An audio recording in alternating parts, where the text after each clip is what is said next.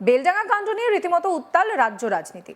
ঝাড়খণ্ডের পর বিহারের জেলায় পরিযায়ী শ্রমিককে মারধর করার অভিযোগকে কেন্দ্র করে তুলকালাম কাণ্ড হয় বেলডাঙ্গাতে।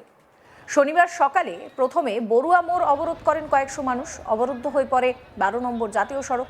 তারপর খবর সংগ্রহ করতে যাওয়ার সময় সাংবাদিকদেরকে মারধর করার অভিযোগ ওঠে।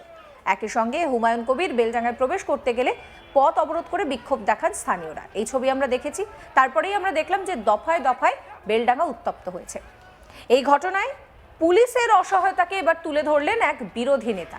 ভাবতে পারছেন, পুলিশ নাকি অসহায়। যেখানে আইন শৃঙ্খলা পরিস্থিতি প্রশ্নের মুখে, সেখানে নাকি পুলিশ অসহায়। মমতার পুলিশ বেলডাঙ্গা নিয়ে কতটা অসহায় সেটাই ওই বিরোধী নেতা সামনে এনেছেন। তিনি পরিষ্কার বলছেন যে নিরীহ পুলিশকে কে বাঁচাবে, ওদেরও তো সংসার রয়েছে। আমরা বলছি বিরোধী নেতা দিলীপ ঘোষের কথা।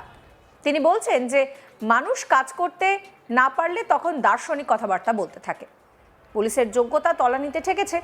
মানুষ এখন পুলিশকে বিশ্বাস করতে পারছে না। মানুষের বিশ্বাসযোগ্যতা হারিয়েছে। সরকার পুলিশকে মিসইউজ করেছে। সব শেষ হয়ে গিয়েছে। তার প্রশ্ন, পুলিশকে বাঁচাবে কে? পুলিশ তো সবচেয়ে বেশি নিরীহ, পুলিশকে কে বাঁচাবে? সরকার, মানুষ, কেউ পুলিশের সঙ্গে নেই। কি বলছেন বিজেপি নেতা দিলীপ ঘোষ, শোনাবো। বলছি, পরপর দুদিন বেলডাঙ্গায় আক্রান্ত সংবাদ মাধ্যম আইন রক্ষায় ব্যর্থ। এবার মিডিয়াকে জ্ঞানের বুলি দিচ্ছেন পুলিশ সুপার। আবেগ বুঝে সাংবাদিকদের কাজ করার পরামর্শ দিচ্ছেন। সাংবাদিকদের মানুষ যখন সব কাজ করতে অসমর্থ হয় তখন সব দার্শনিক কথাবার্তা বলে। আজকে পুলিশ প্রশাসনের বিশ্বাসযোগ্যতা এবং যোগ্যতা দুটোই তলানিতে ঠেকে গেছে পশ্চিমবাংলায়। সাধারণ মানুষ বিশ্বাস করে না, এখন সরকারও বিশ্বাস করতে পারছে না। তাদেরকে মিসইউজ করতে করতে তাদের ক্ষমতা যোগ্যতা শেষ হয়ে গেছে। তাই আজকে এই ধরনের লজ্জাজনক পরিস্থিতির মধ্যে পড়ে পুলিশ প্রধানকে এর কথা বলতে হচ্ছে। ভিডিওতে দেখা যাচ্ছে যখন সাংবাদিককে মারা হচ্ছে, যেটা বলা হচ্ছিল যে পুলিশ প্রশাসনকে বারবার করে বলা সত্ত্বেও তারা বাঁচায় না। ভিডিও ফুটেজে দেখা যাচ্ছে যে পুলিশ রয়েছে, হাতে লাঠি রয়েছে, ঢাল রয়েছে, সমস্ত কিছু রয়েছে। প্রশ্ন হচ্ছে সাংবাদিককে বাঁচাবে কে, নাগরিককে বাঁচাবে কে, কিন্তু পুলিশকে কে বাঁচাবে? পুলিশ সবচেয়ে নিরীহ, নিরুপায়। সরকারও তার সঙ্গে নেই, পাবলিকও তার সঙ্গে নেই। তারাও তো কর্মচারী, তাদের ঘর সংসার আছে। সে কেন শহীদ হতে যাবে? পুলিশকে টার্গেট করা হয়েছে। পুলিশের যদি ক্ষমতাই না থাকে, লাঠি বা কী করে চালাবে সে? আজ পর্যন্ত এত ঘটনা ঘটেছে, জ্বালানো পোড়ানো ভাঙাভাঙি, পুলিশকে কোথাও লাঠি চালাতে দেখেছেন? রাষ্ট্রবিরোধী গতিবিধি এখানে চলেছে। ট্রেন বাস পোড়ানো থেকে আরম্ভ করে হচ্ছে, বাড়িঘর লুট হচ্ছে, পুলিশ দর্শক। তো সে পুলিশকে মানবে কে? পুলিশকে এই যে নিরুপায় নির্ধাম সর্দার করে দেওয়া হয়েছে, এর ফলে সমাজেতে এত বেশি বিশৃঙ্খলা, এত অপরাধ বাড়ছে। আর এটা সর্বোপরি প্রশাসন যদি ভেঙে পড়ে, কেউ ভয় করবে না, যে যা ইচ্ছা করবে, আইন থাকবে না। মমতা ব্যানার্জি নিজে যদি আইন হাতে তুলে নেন, আইন না মানেন, তো সাধারণ জনতা মানবে কেন? আর সবচেয়ে চাপ আসছে পুলিশের উপরে। তারা না পেছাতে পারছে না এগোতে পারছে। শ্যামসুন্দরী মন্দির রামস্ট্রিটে সেখানে দেখা গেল যে যারা পুজো দিতে এলো তাদেরকে পুলিশ লাঠিচার্জ করেছে। পুলিশ ওটাই করে। নিরীহ সাধারণ মানুষ, মহিলারা, যারা ভক্ত মানুষ, ঝুট ঝামেলার মধ্যে নেই, তাদের উপরে বীরত্ব দেখায় পুলিশ সব জায়গায়। আর এই সমাজ বিরোধীরা, দেশ বিরোধীরা দাপিয়ে বেড়াচ্ছে, সরকারি সম্পত্তি নষ্ট করছে, সাধারণ মানুষকে কষ্ট দিচ্ছে, মারছে। পুলিশ কখনো তাদের সামনে দাঁড়াতে চেষ্টা করে না, পালিয়ে যায়। প্রসঙ্গত, এই উত্তপ্ত বেলডাঙ্গার পরিস্থিতি নিয়ে সাংবাদিক বৈঠক করেন মুর্শিদাবাদ জেলা পুলিশ সুপার কুমার সানিরাজ। তিনি বলছেন যে এই ঘটনায় একাধিক মামলা রুজু করা হয়েছে, অভিযুক্তদের খোঁজে তল্লাশি অভিযান চালানো হচ্ছে। মুর্শিদাবাদ জেলা পুলিশের এসপি তিনি বলছেন যে সাংবাদিক হেনস্থার ঘটনায় 4 জনকে গ্রেফতার করা হয়েছে। এর মধ্যে মূল অভিযুক্ত মতিউর রহমান রয়েছে। তিনি আরও জানাচ্ছেন যে এই মতিউর রহমান কিন্তু শুক্রবারের সাংবাদিক হেনস্থার ঘটনার পর শনিবারের ঘটনাতেও বড়ুয়া মোড়ে উপস্থিত ছিল। সাংবাদিক হেনস্থার মতিউরের ভূমিকা সেটা খতিয়ে দেখা হচ্ছে বলে তিনি জানাচ্ছেন। কি বলছেন এসপি সানিরাজ, শোনাবো।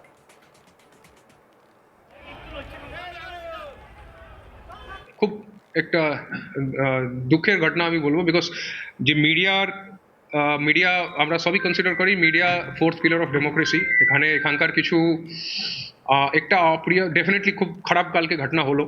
তো ওর মধ্যে আমরা অনেকটা চেষ্টা করলাম কি কমপ্লেন পাওয়ার জন্য, বাট কমপ্লেন হতে পারে উনি মেডিকেল ইস্যুতে একটু ইনভলভ আছেন। তো আমরা সুমোটো কেস করলাম। কেস করে আমরা এখন পর্যন্ত 4 জনকে ডিটেইন করেছি ওখানে যে মেন লিডার ছিল ওর নাম আছে মতিউর রহমান, যে কালকে ও যে রেসপেক্টেড যে লেডি জার্নালিস্ট আছেন ওনার উপর অ্যাটাকের মধ্যে ইনি মেন। কালকে যখন আমি গিয়েছিলাম কালকে ওকে দেখেছিলাম, কালকে এমনি কথা বলছিল, লেকিন পরে আমি কিছু সোশ্যাল মিডিয়া থেকে আমরা পেলাম কি he was involve on that attack, ও মবকে লিড করেছিল মতিউর রহমান। তো আজকে ওকে ধরা হয়েছে, আজকে ঝামেলার মধ্যে ও ছিল বারোয়া মোড়ে, আজকে ওকে তোলা হলো। আর এছাড়াও আর তিনজনকে আমরা যে অনেকটা সোশ্যাল মিডিয়া বাইটগুলো সার্কুলেট করছি, ওখান থেকে আর তিনজনকে আইডেন্টিফাই করেছি যে কালকে ওই ঘটনার মধ্যে ছিল, আজকেও ছিল সেম বড়মা স্পটে, লেকিন কালকে কিছু করেনি। আজকে যখন মেরেছে, যখন ভিডিও আমরা পেলাম, যখন কম্পেয়ার করলাম, তো উই ফাউন্ড কি এরা ছিল। তো এই চারজনকে আমরা অ্যারেস্ট করে ও পার্টিকুলার কেসে আমরা পাঠাবো, যে জার্নালিস্ট ইঞ্জুরি যে কেস আছে কালকে। এছাড়া বাকি টোটাল যে 30 জন আছে, 30 জন মধ্যে আমরা এখন যে ডিফারেন্ট মিডিয়া দেখে আমার যে ক্রাইম টিম আছে, সাইবার টিম আছে, ও ম্যাচ করছে কি সবের আগেনস্ট কোথায় কোথায় কোন কোন ভিডিওতে এভিডেন্স আছে, এই ভিডিওতে দেখা যাচ্ছে একে ভাঙচুর করতে, এইসব এরকম করে আমরা করছি। টোটাল 30 জনকে যে তুললাম, ওকে কেস ভেরিফাই করে আমরা কোর্টে পাঠাবো। একটা লাস্ট কথা, এই যে রিগার্ডিং মিডিয়া, আপনারা জানেন আগে থেকেই আমরা কথা বলছিলাম, এর মাঝখানে ঢিল ছড়াছড়ি চালু হলো, অ্যান্ড ওখানকার একটা এনবিএসটিসি বস ছিল, ওর কাজ ভেঙে দিল।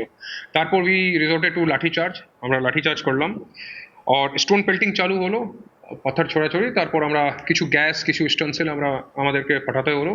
ওখানে রেলওয়ে লাইনের উপর পাঁচরা মোড়ে অনেক ভিড় ছিল।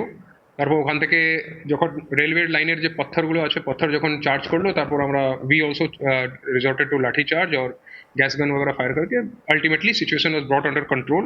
আমরা তারপর পুরা বেলডাঙ্গা মিউনিসিপ্যালিটি, গ্রামের এরিয়া দিকে আমরা সব জায়গা ঘুরে এরিয়া ডোমিনেট করলাম।